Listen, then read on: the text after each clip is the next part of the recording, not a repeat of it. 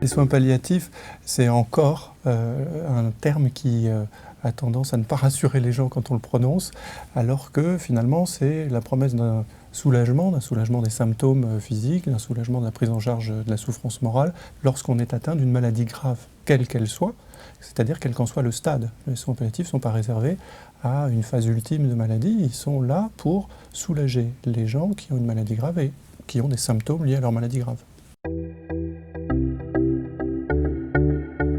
L'accès aux soins palliatifs est un droit depuis la loi de 1999. Ça veut dire que quel que soit l'acteur de soins que je rencontre, et que je le rencontre à l'hôpital ou que je le rencontre en ville, il est soit formé lui-même aux soins palliatifs, soit il peut m'adresser à une équipe référente de soins palliatifs. Les soins palliatifs s'adressent donc en premier lieu aux patients atteints de cette maladie, également à ses proches. Car tout le monde, finalement, est concerné. Il y a des conséquences dans la vie quotidienne de chacun des membres de la famille lorsque un proche est atteint d'une maladie grave.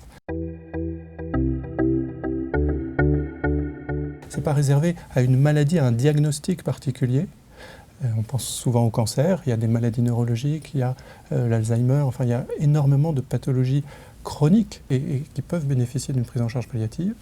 Et puis il y a les enfants, qui eux aussi peuvent souffrir de maladies chroniques, de maladies graves. Et là encore, les soins palliatifs sont précieux pour les aider à aller mieux et aider la famille, les parents en premier lieu.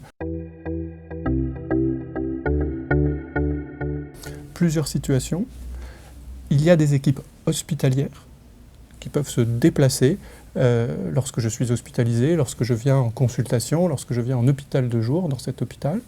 Et puis, il y a des équipes à domicile, c'est ce que l'on appelle les réseaux de soins palliatifs, qui eux peuvent être sollicités par le médecin traitant, les infirmières libérales, le patient lui-même ou ses proches, et qui se déplacent au domicile pour faire un petit peu le point de la situation et voir quel type d'aides vont pouvoir bénéficier au patient et à son entourage dans cette situation particulière.